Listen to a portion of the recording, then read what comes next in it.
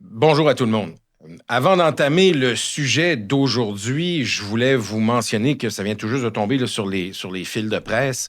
Il y a un influenceur fort connu chez les conservateurs américains, Charlie Kirk, un jeune dans le début trentaine qui prononçait un discours à l'Université du Utah et qui vient juste d'être atteint par balle. Donc, il y a un tireur qui a décidé de le prendre pour cible. Ce qu'on a comme nouvelle, c'est encore assez fragmentaire, mais en fait, ce qu'on a comme nouvelle, c'est qu'il serait dans un état critique pour le moment. Alors, on n'a pas d'autres nouvelles au moment d'enregistrer. Bien entendu, si vous suivez les nouvelles américaines, vous pourrez consulter là, les différents fils de presse pour connaître son état général. Bien entendu, à peu près tout le monde est sorti pour dire qu'on sort les prières pour Charlie Kirk, etc.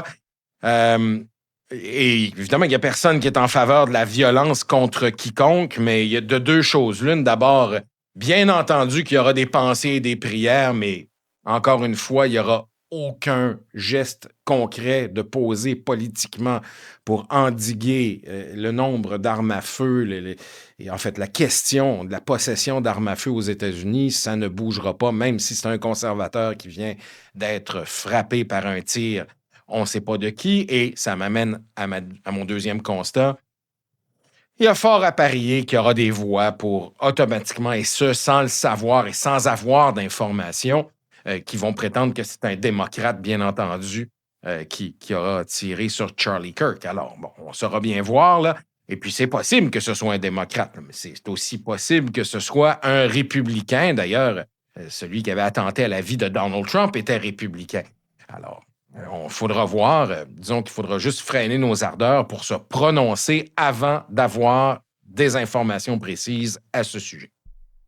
Là-dessus, dans un autre ordre d'idées, mais qui s'enchaîne, en fait, tristement bien avec la nouvelle que l'on vient d'entendre, vous souvenez-vous que Donald Trump, de manière assez fameuse d'ailleurs, avait dit durant la campagne de 2016 qu'il pourrait flinguer quelqu'un en plein milieu de la 5e avenue à New York et qu'il ne perdrait pas un seul électeur. My people are so smart. And you know what else they say about my people? The polls.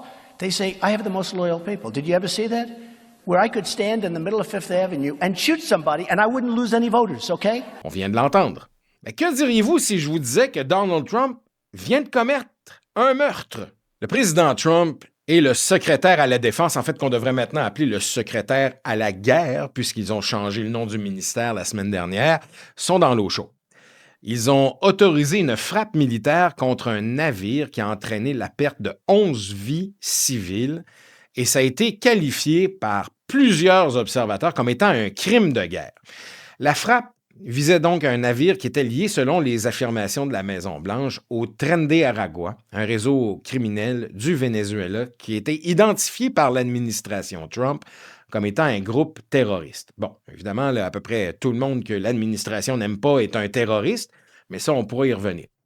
Il y a des questions juridiques importantes qui devront être posées à cette administration qui, à mon avis, a franchi une ligne qu'il n'aurait jamais dû franchir. L'administration Trump affirme maintenant qu'elle peut effectuer ce genre de frappe sans procès équitable si des individus sont qualifiés de terroristes. Autrement dit, s'ils sont étiquetés par la Maison-Blanche comme des terroristes, peu importe que la nation soit soumise à une peur, à une crainte réelle ou fictive d'être atteinte par, je ne sais pas moi, un équivalent de ce que Osama Bin Laden a fait en 2001, si vous êtes qualifié de terroriste, on peut vous tuer, pas de questions à poser.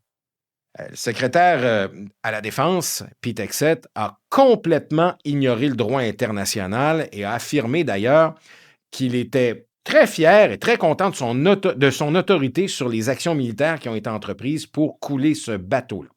Il y a des questions qui se posent sur la légalité de la frappe et des préoccupations qui émergent aussi concernant les crimes de guerre et le procès équitable. Ça, je vous amène là parce que c'est le cœur de tout ce débat-là. Est-ce qu'on a le droit de faire ce qui a été fait là? Alors, il y a des tas de règlements aux États-Unis, des tas de lois qui interdisent ce genre de frappe arbitraire sans procès. D'ailleurs, On n'a pas même il y a des dispositions juridiques très claires aux États-Unis qui empêchent l'armée de procéder à des frappes. C'est criminel, même selon les termes militaires, de tuer quelqu'un qui n'est pas un protagoniste dans un conflit de manière accidentelle ou pas. Même le droit militaire l'interdit. Alors, vous comprendrez que la réaction de bien des intervenants un peu partout sur le globe a été d'être offusquée, bien entendu. Le Venezuela, par ailleurs, a mobilisé ses forces, ses milices, considérant l'acte, évidemment, comme étant une agression, qui en est tout à fait une. Et il y a beaucoup de personnes aussi et d'analystes qui se sont penchés sur la militarisation des Antilles et du Golfe du Mexique par l'armée américaine. On se demande s'il n'y a pas une frappe qui sera organisée contre le Venezuela et contre le président Maduro, qui est détesté par l'administration Trump et qui a été identifié, étiqueté, comme on vient juste de le dire, comme étant à la tête des cartels de drogue que l'administration Trump identifie comme étant des groupes terroristes maintenant. Alors, tu sais, c'est pas dur de faire un 1 + 1 est égal à un assassinat militaire compte tenu des frappes qu'on vient juste de constater.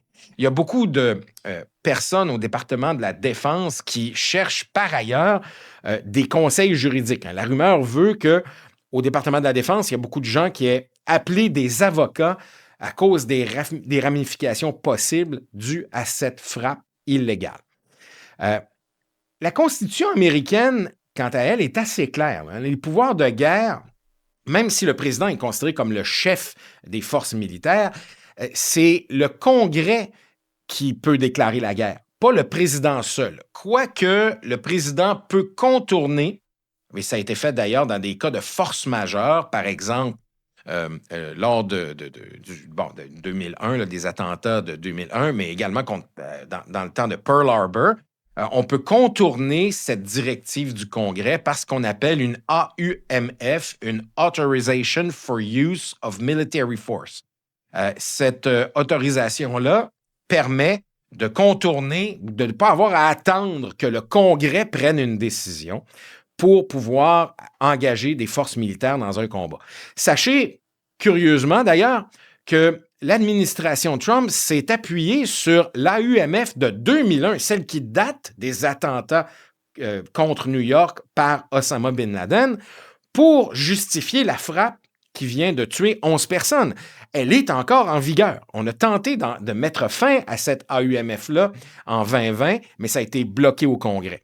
Il y a également une résolution qui s'appelle le War Powers Resolution qui exige une notification présidentielle au Congrès concernant toute action militaire, ce qui a eu lieu d'ailleurs, mais la justification derrière cette notification-là, c'est-à-dire l'AUMF de 2001 dont je viens tout juste de parler, et aussi le fait que l'article 2 de la Constitution permet au président américain d'avoir des pouvoirs très, très larges concernant l'action militaire, mais ça, c'est remis en question par tous les spécialistes qui se penchent sur la question. Alors, les responsables n'ont pas non plus fourni de preuves concrètes qui lient le navire qui a été abattu au trafic de drogue ou même d'ailleurs au terrorisme.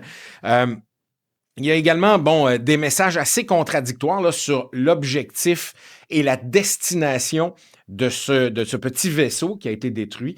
Alors, il y a beaucoup de doutes quant au récit de l'administration. Chose certaine, ça ne restera ou ça tombera pas sous silence, ça c'est clair. C'est un geste parfaitement illégal de l'administration, peu justifié. Rappelez-vous qu'un État de droit, ça fonctionne d'une manière assez simple. C'est pas compliqué. Avant de faire subir une peine à quelqu'un, il faut d'abord qu'il y ait un procès juste et équitable, que cette personne-là soit trouvée coupable.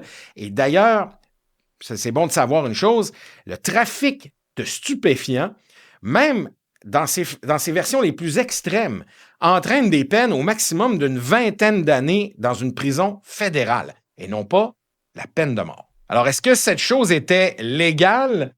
Je vous laisse vous pencher là-dessus. Merci d'avoir pris quelques minutes de votre précieux temps pour écouter cette vidéo. Et abonnez-vous si ce n'est pas déjà fait. Vous pouvez contaminer quelqu'un d'autre. Ça nous fera tout le temps plaisir d'avoir plus de personnes qui nous regardent. Au plaisir.